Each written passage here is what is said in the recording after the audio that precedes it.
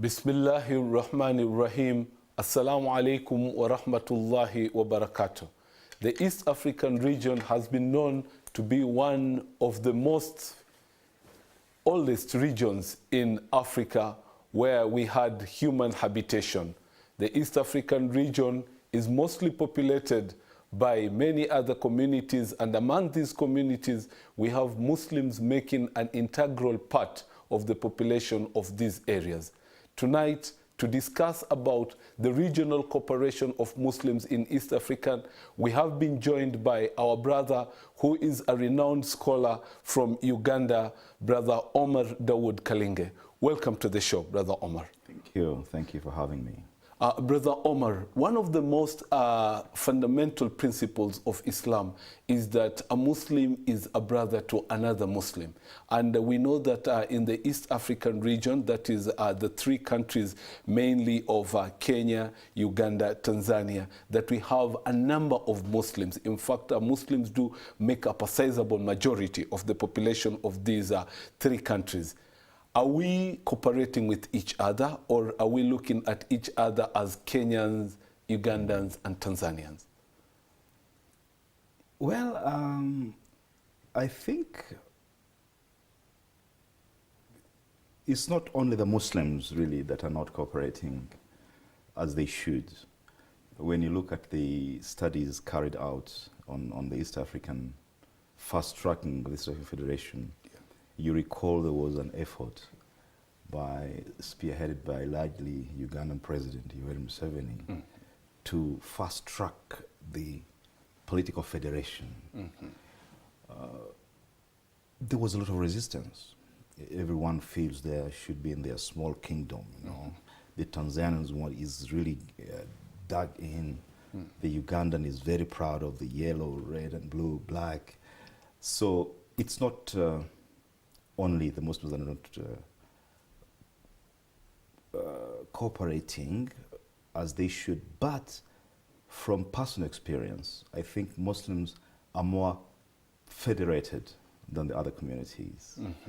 I remember as a young person, we used to have delegations from Kenya to come for Maulid in Uganda. I grew up during Idi Amin's time. Actually, in 1979, when he was overthrown, I was doing my O-levels. I was 16 years old. So I could see these things during Amin's time especially. Delegations coming. And I think Ugandans visiting Kenya as well. As young men, we used to come here to learn from sheikhs here. Then I think at that time, the World Assembly of Muslim Youth of it had opened. And it was catering for, I think, the region. It was actually a regional office. Those interactions were intense. Muslim Student Association of Makerere, MUMSA, had good interaction with the University of Nairobi, the students. But it has changed a little bit, maybe because of the economic environment, this political environment. These exchanges are not as frequent, as intense as they should be. And then now, after the enabling environment of the East African, they rejuvenated cooperation. It would have made sense that we even cooperate more. Well, as a widely traveled scholar, you will realize that Muslims today have been caught between a rock and a hard place, whereby most of the time they are forced to choose between their religion and their nationality, because Muslims by their very nature would want to belong to the global Muslim community, but then there are instances whereby they are forced to retreat back to their nationality. What are your views on this? It is a paradox, really. At the end of the day, the only place that a Muslim can be is in the Ummah. Because for most of us in East Africa, Muslims are not fully accepted as citizens. You know, we have a class. There's a class that we belong to, maybe second, maybe third, or something like that. So however much you try to be very Ugandan, very Kenyan, they remind you, you're a Muslim. You see that? Yeah. And so that's the paradox. You can posture as very Ugandan and very Tanzanian, but still the system doesn't respect you as Kenyan, as a Tanzanian, as Ugandan. But you also want to prove, make a point that I'm a good, you want to go over yourself to prove your Kenyanness, your Ugandanness, but it's all a lost game. So I think it's a safer option to be more Muslim, belong to the Ummah, because that is the real home, where they put you rightly and where you should be. Well, as part of the systems of the colonialists who are governing these territories before gaining of independence, most of the communities were congregating each other into organizations. And we do have organizations in Kenya like SUPKEM, you have in Tanzania, you have in Uganda, organizations that purport to be the umbrella bodies that take care of the welfare of Muslims. In your view, have these organizations really met the expectations of Muslims in these countries? This is a judgmental call. There are issues with the national Muslim bodies in Tanzania, BAKWATA, here, SUPKEM. Uganda is called UMSC, Uganda Muslim Supreme Council. Everybody thinks they should be doing more. But then if you look at a few studies that have been done, sometimes you don't blame them. There's normally a remarkable under-resourcing of these institutions. I've not seen one of the 3 Supreme Councils that have a fully fledged research unit. A development unit, a manpower planning unit, or human resource planning unit. So, and they are staffed largely by very, very good Muslims, alhamdulillah, with little technical capability. Yeah. And they don't have the capacity to hire the best brains to do even certain pieces of work over short periods of time, consultancies, that kind of thing. Muslim professionals do volunteer sometimes. Sometimes they're not welcome, first of all, because of sometimes the politics inside there. They are not very welcome sometimes. They may look at them as perhaps too intruding. And they also select the people they work with. Well, because largely, the national bodies are supposed to be pro-government.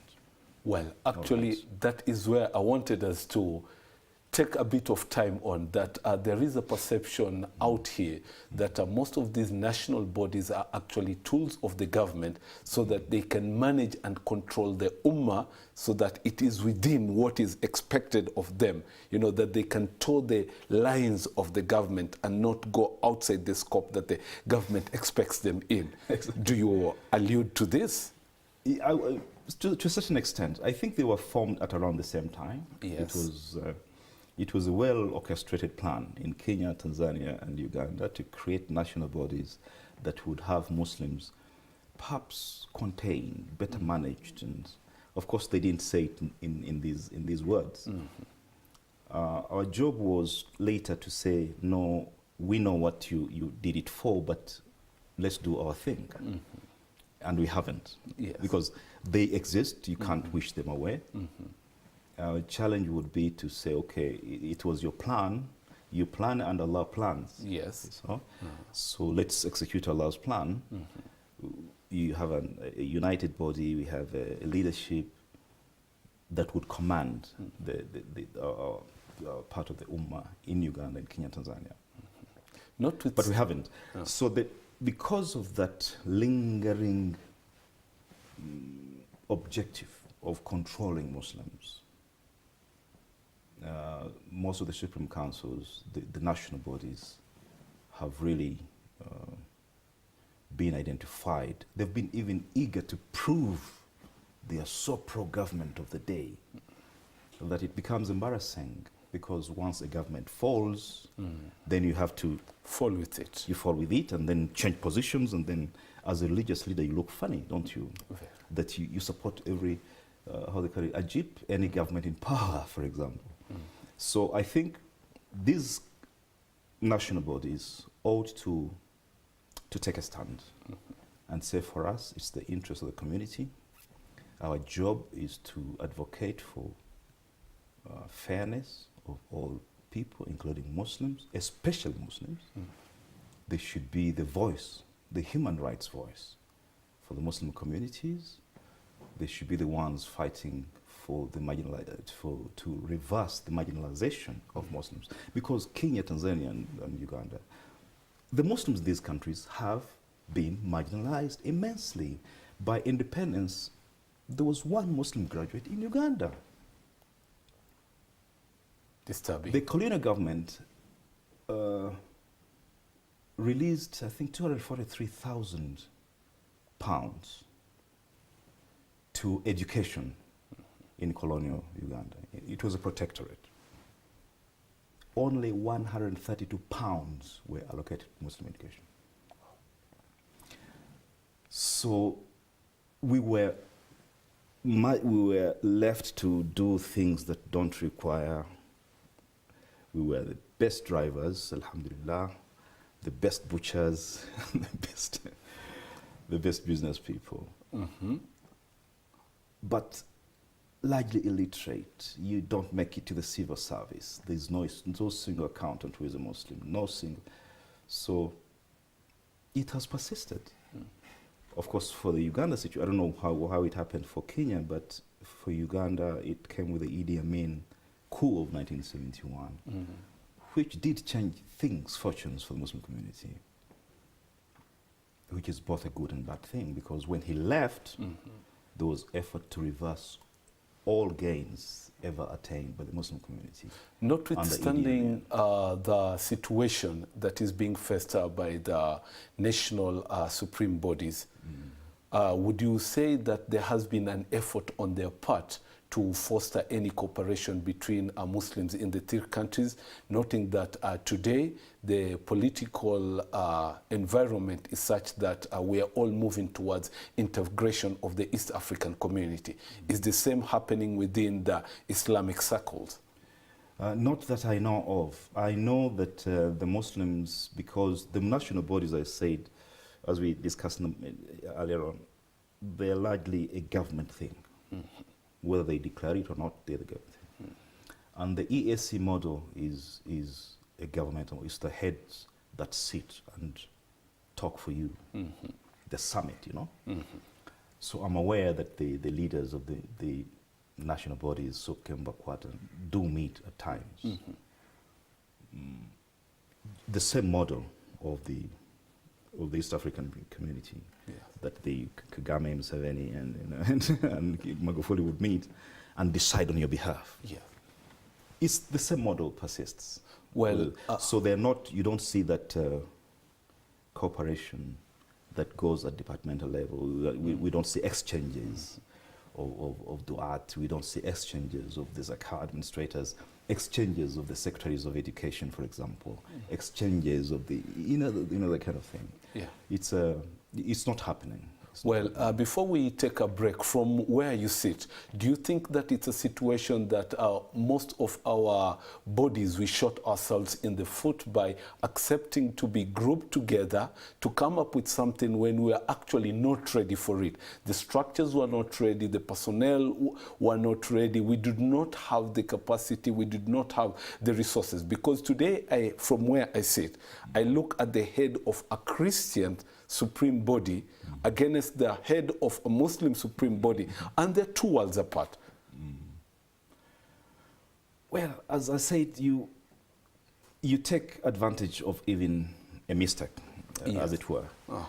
We were not ready to run the show, as it were. We should have invested, having realized that it's almost 20, 25 years, maybe 30 for Uganda. 1972, so UMSC was created. These are so many years now. We should have purposefully grown manpower, resources. We should have purposefully raised financial resources to run our small government.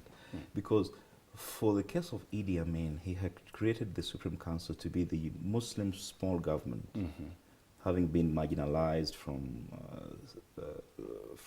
mainstream life in Uganda. He thought we would get a body that caters for the Muslims comprehensively, education, health. That's why he created the Islamic University in 1973.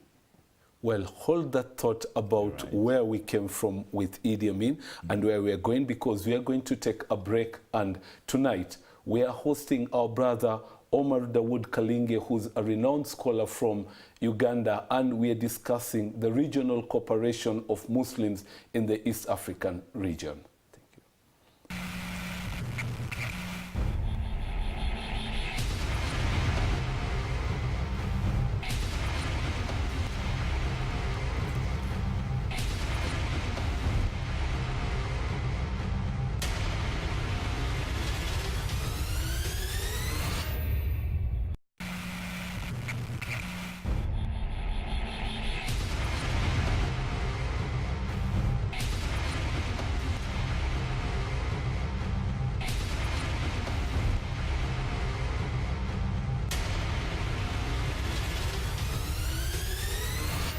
Welcome back to the show, and tonight on ToughTalk we are hosting brother Omar Kalinge, who is a renowned scholar from Uganda, and we are discussing the regional cooperation of Muslims in the East African region. Brother Omar, before we took a break, you are giving us a synopsis of the developments that Ugandan Muslims did make in the Idi Amin era and what happened thereafter. We can take it up from there. Well, what happened thereafter was that there was effort to reverse every small gain that Idi Amin ever made for the Ugandan society, but especially for the Muslims. And I think you recognize that there are thousands, even tens of thousands of Ugandan refugees, all Muslims, that had to run to Kenya to stay alive. So the Uganda Muslim Supreme Council really weakened at that time. And actually most of the weaknesses we are talking about now are likely because of that period. So you cannot judge them too much. There was a time of real disorganization. But we don't excuse them because now there's been a few years of stability.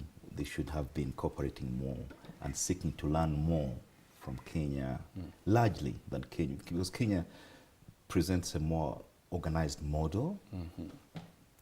If it's not SUPKEM, then there are other more better, smaller, established, well-managed organizations that Ugandans can learn from.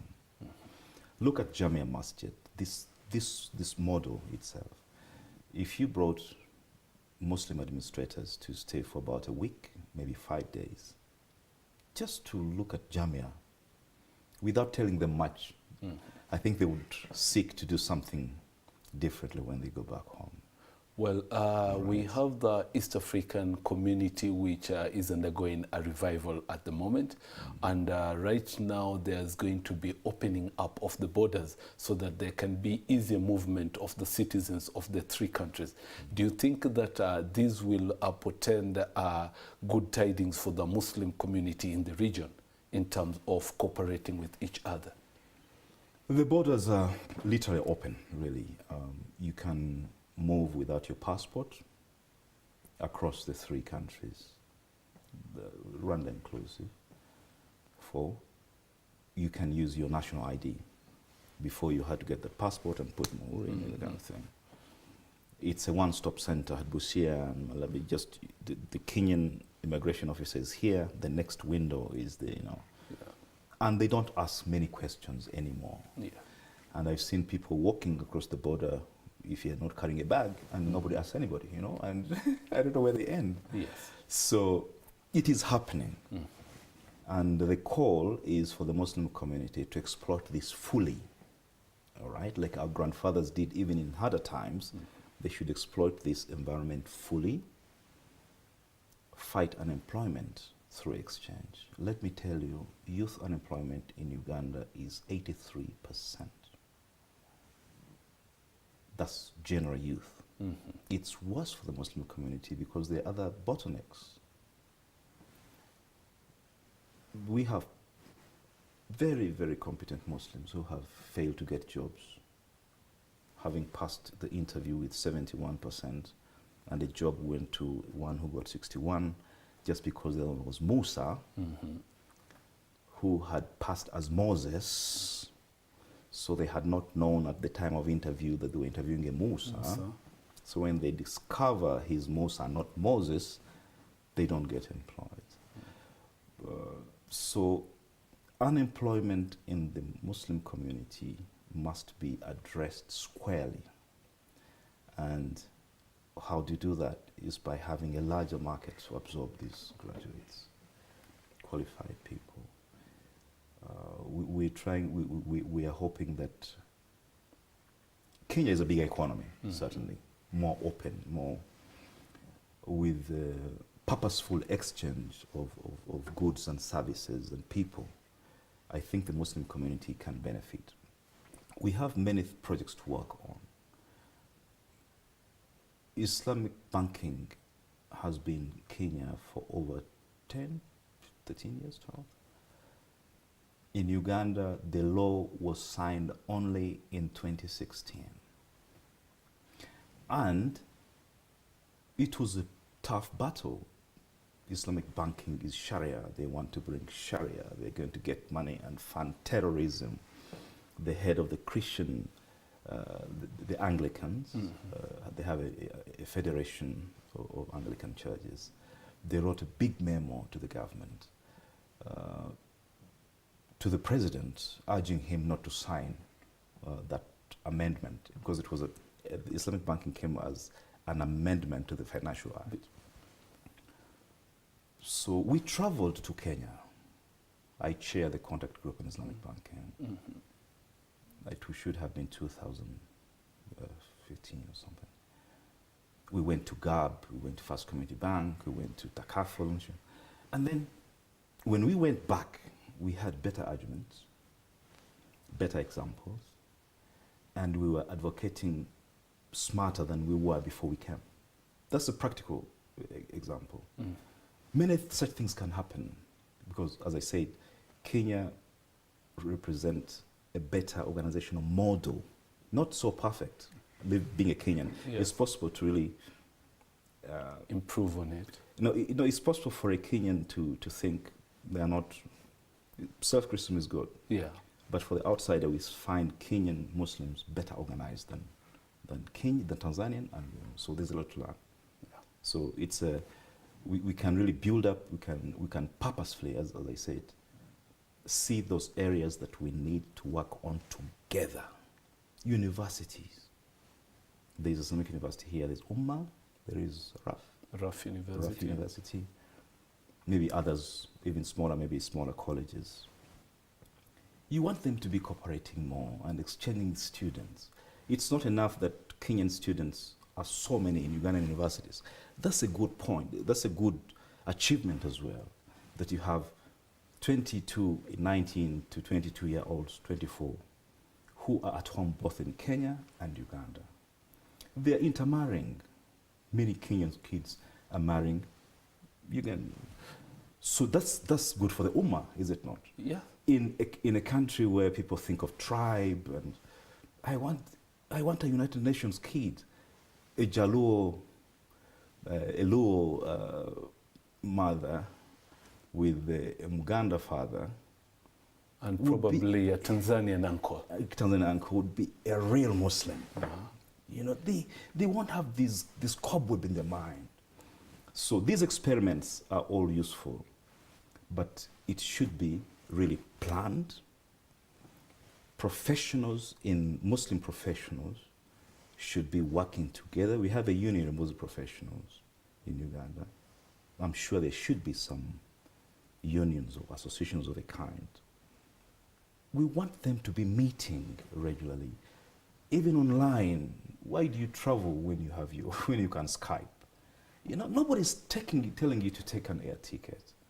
We want to say we have a Skype meeting with the Union of Muslim Professionals in Kenya and Tanzania on Thursday afternoon. It's possible.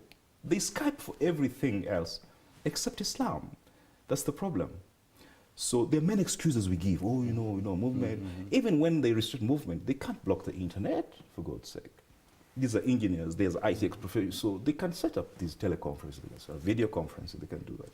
So really, I think the ball is in our court.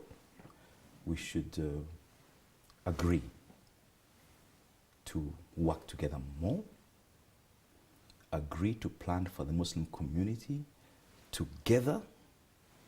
How many pilots, Muslim pilots, do we have in East Africa? Well, and how many do we need? All right? How many midwives, Muslim midwives, do we have in East Africa? And how many do we need? Where can they be trained affordably? This is what the Muslim community, the leaders, should be thinking about. In 2010, Kenyans ushered in a new constitution after a very long period of negotiations between the stakeholders and the interest groups. And one of the key things in this new constitution was the inclusion of the Kadhi courts, which is a court that basically takes care of the personal issues of the Muslims. And there is a lot to learn from the experience that Kenyan Muslims went through to a point where they got to have the Kadhi's courts included as part of the national judiciary and also entrenched into the constitution for their protection. What are the key lessons you think that the rest of the East African community would learn from Kenya and what Kenyan Muslims went through so that they can replicate the same in their countries? Well, I think this is a good model. I think Kenya has an operational Kadhi court system, which doesn't exist in Tanzania, doesn't exist in Uganda. The Ugandan constitution enshrines Kadhi courts in the constitution, but they're not operational. And we've been struggling to sell as hard as we struggle to sell Islamic banking, and it's not yielding fruits. There have been efforts to have Ugandans come to understudy the Kadhi court system, but it has not been successful. Still, the Supreme Council is say we don't have resources. What are we saying here? You've heard it. Yeah. That the Muslims in Uganda don't have institutionalized personal law administration. We did research on access to justice in Muslim communities, and Muslims don't want to go to the secular courts. They feel insecure, they don't think they will get justice. And they organize their own informal Kadhi courts, which decisions cannot be are not binding. So it's like kangaroo, as it were, But Muslims know how to do their things. They have survived like this for a long time. Even pre-colonial times, they had their own quiet systems, sometimes interpreted as almost subversive. Yeah. But it shouldn't be. It shouldn't be. If East Africa is moving towards recognizing Muslim personal law, why should Uganda not have Kadhi courts? If you recognize there's a problem, this is the bottleneck, can Kenya Muslims work with Ugandan Muslims to expose them so that they make better arguments when they go back to fight, as it were? 20 years ago, most of us only knew of Muslims. Today we talk about Sunni Muslims, Shia Muslims, and all sorts of sectarian and factional units that have come up, and it seems that somebody is really trying very hard to bring them to the fore. Is this the same situation that is being replicated in all the other East African countries, and has this contributed negatively towards our unity as Muslims in the region? You can say that. In Uganda, there's not a big Shia-Sunni divide. The Shias have dug in. They came through the right. They didn't shout when they were coming. They have built madaris. They have built up to university now, Al-Mustafa University. So and they have a whole district they control in Mayuge, eastern Uganda, you know. And the slain head of the Shia group, the Ahl Bayt Foundation, was Dr. Abdul Qadir, who was in Nairobi for a long time and went back, but he was killed about 2 Christmases ago. It was around Christmas time that he was killed. So that divide hasn't come up as the problem is intra-Sunni, the Salafis, the non-Salafis. The Wazee is almost a religion. It's almost a sect. Well, Wazee na vijana. Seems it's being replicated all over. Yeah, it's still the same in Kenya, right? Yes. So there it's intra-Sunni. They don't say. By the way, in Uganda, we have 2 Supreme Councils. The one recognized the government. Both are recognized, by the way. Yes. But one is the one that signs on documents at Old Kampala. Yes. But there is another seat at Kibuli, headed by the spiritual leader of the culture. Is led by the son of the late Prince Kasim, Prince Badru Kakungulu, who is called the grandfather of Islam in Buganda. In Buganda. Yeah. Now, these 2 factions all have different headquarters. They run separate programs. So if you're making this exchange between Kenyan Supreme Council, Muslim leaders, and I think you will have to go and negotiate a delegation of Old Kampala, the mainstream government, and Kibuli, if you want to have it accepted as a Ugandan delegation. So there's a lot of projects happening within the Muslim, the Sunni community, than between Shia and... As we digest our factional differences between the various factions that do exist within Sunni Muslims, we're taking a break. And when we come back, we'll be looking at the scholarship within the regional Muslim community in Tanzania, Kenya, and Uganda. You're watching ToughTalk.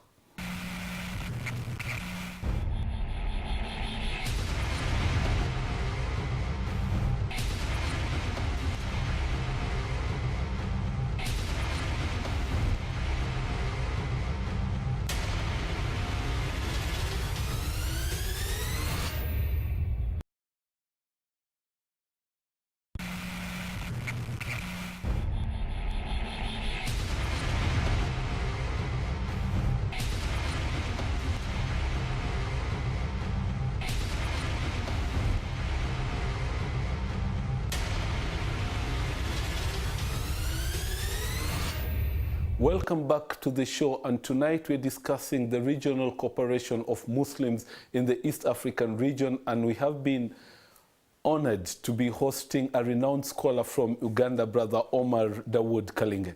Brother Omar, before we took a break, we were discussing about the factional differences that have really become a thorn in the flesh of Muslims living in the region. Apart from that, we are having a situation whereby global events are happening and they're giving Islam a negative look out there. We've had issues to do with terrorism, and about all the countries in East Africa, that is Kenya, Uganda, and Tanzania, can attest to this phenomenon. Also, we've had wars. In Uganda, you had a civil war before Amin's time, and then after. In Tanzania, they've had their issues as such. What do you think we can do as the Muslim community in the region to mitigate against the negative effects of all these events? Well, first of all, it's what we are doing now. Yes. To continuously educate the Muslim community, and primarily and secondarily the others, to state our positions, to really argue that it's not right to condemn a whole religion because of the actions of one person. That it's not true that we don't know about human rights. It's not true that our purpose is to destroy life. Our purpose is to save lives. Our prophet said whoever saves one life is like he saved all humanity. And who destroyed one life is like they destroyed the whole humanity. So we should just continuing doing what we are doing. But I think this is a war in the media, which requires more investment in the media. So when we saw Horizon coming up, we hear a few FM stations, Iqra FM, yes, Iqra FM. Maybe several others. Yeah. These are the efforts that you want to see intensified, more investment into Horizon, more investment into the FM stations, more investment into community journalism. Because you ask anyone, you could ask 100 people, we've asked people, non-Muslims, have you been hurt by a Muslim in your life? They say no. At the workplace? He says no. In school? Say no. So why do you think Muslims are bad? So the bad Muslim is only on TV. No, very few people say, I've been harmed by Muslim. So the media plays a big role. And you want to in conditions people's mind. And I think this is the challenge of the century, of the generation, that you, especially young people, you're not going to fight using else. You're going to fight using your pen, using your tongue. Words are very powerful. The media is powerful. Focus on that and do the right thing. But also stop boxing yourself in a corner where you run their own narratives, the narratives they set for you as well.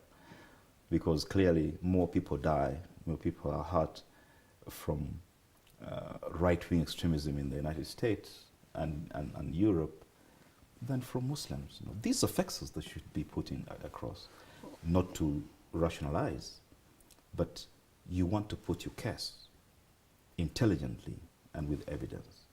I take note that because of that concern, you have authored a book, Media Stereotypes of Islam and Muslims, A Global Perspective. What was your thinking when you were doing this book? What is it that you sought to achieve from this book? I have a copy of it here with me. What I wanted to achieve was to create a toolkit for the Muslim who is bombarded every day with negative images of themselves. And the picture we chose of a sister in hijab and normal hijab and then with a niqab was to, because sisters are the most targeted object. And they say, we're trying to save you from oppression. And they say these sisters dress that way because their men oppress them. The reason Muslim sisters sit behind the mosque or sometimes upstairs these days is because Islam does not have value for women. And you ask them, does the president sit in the front seat when being driven? Or at the back seat? So I said, let me create a toolkit, attempt to create a toolkit for this Muslim who is bombarded with these images, but also for the non-Muslims who has an open mind and like to understand what Muslims really stand for.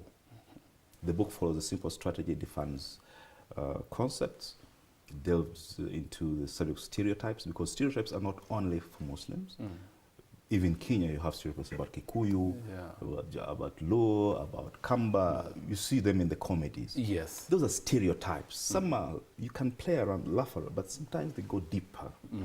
And then we go into what exactly the West media especially is writing about us and how to respond back, not by abuse, but by even some clever ways of deflating.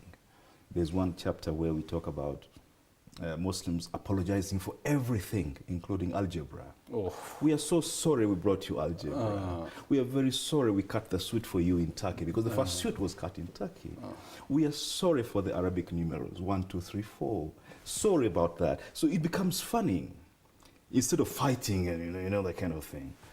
So this was the purpose, really, to be a toolkit for both. It's both written for a general audience, but it's well referenced. It can actually be a university textbook. Well, scholarship has been a major stronghold of Muslims since pre-independence times, all the way up to somewhere up to the 80s. We had Professor Mazrui, we had the Zanzibar University, we had Makerere. Today we have Islamic University in Uganda, where most of us are coming to get our knowledge from and all that.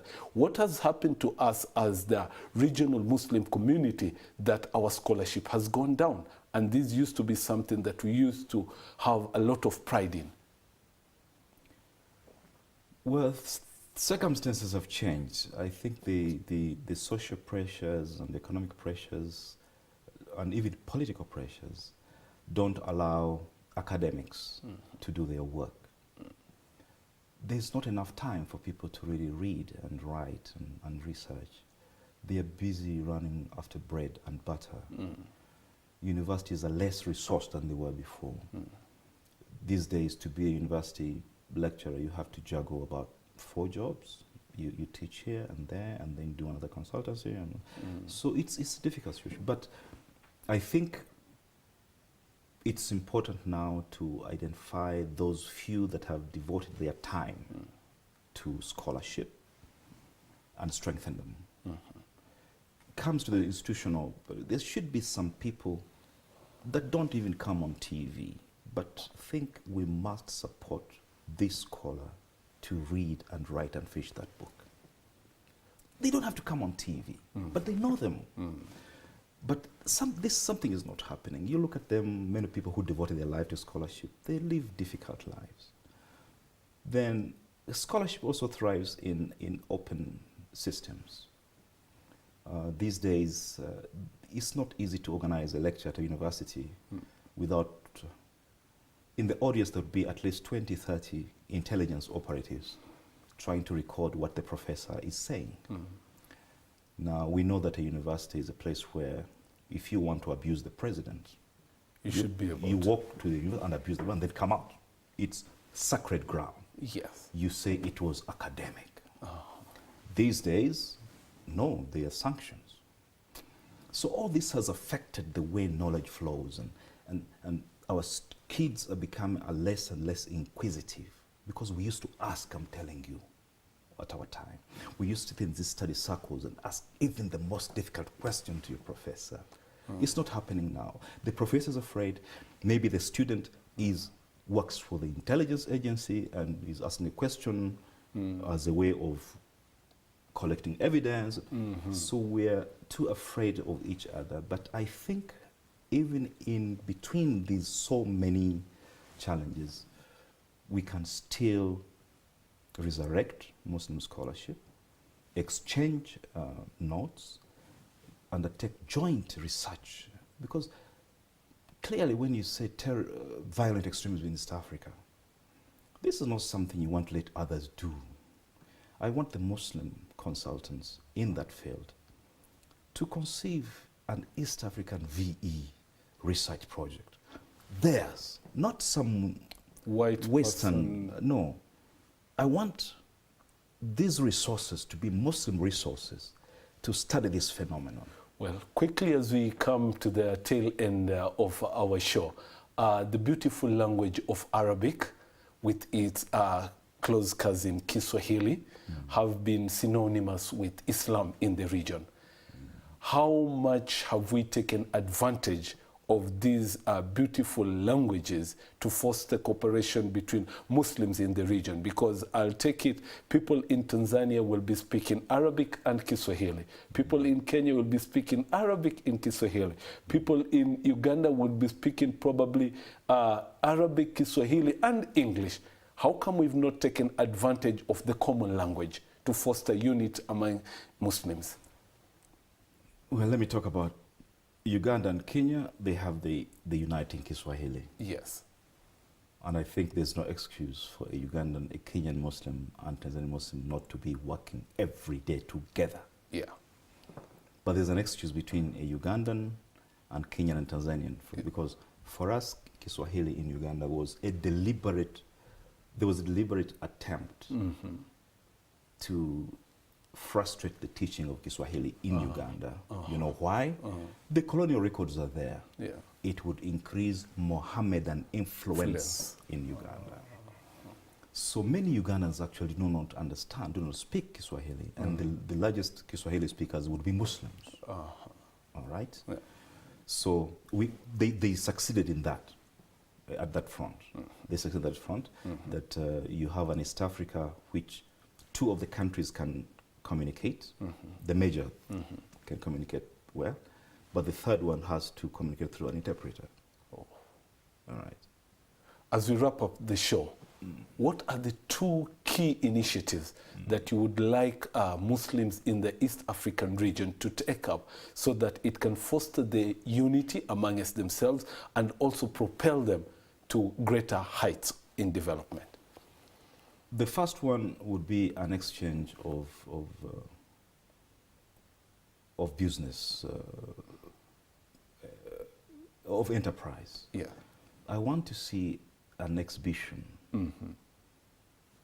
maybe, of Muslim businesses in East Africa, so that we know who supplies what, who does what best, who can, because Muslims in East Africa have gained their strength not through not through the military, but through business, through entrepreneurship. Yeah.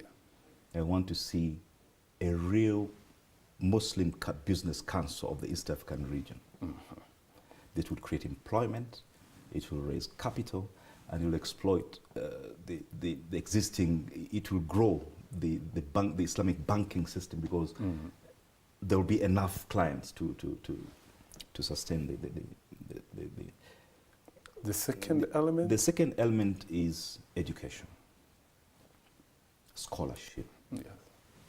I want to see more exchanges between these universities. I want to see them even decide on what they're good at. I really don't want to see a university that runs 40-degree programs and 30 so badly, when they would run 10 and send the 30 to University. We say, let's have a science university, a center of excellence for science in East Africa. It is this university. So that you are not so poor at many things, you are not good at anything. I think this is something that we must think about, so that we do justice to the students that we produce, but also help the Ummah get from one level to the other. Thank you very much, Brother Omar. Our viewers, you have heard it. There are two things that we need to cooperate in so that we can attain better prosperity. One of them is scholarship and the other one is business. It is important to note that the three countries in East Africa, that is Kenya, Tanzania and Uganda, have a majority Muslim population which we have not taken advantage of.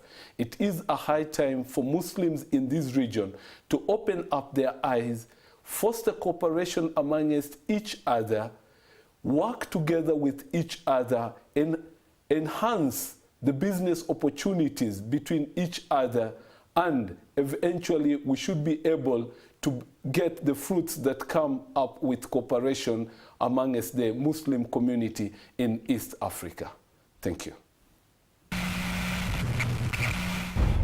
Thank you very much.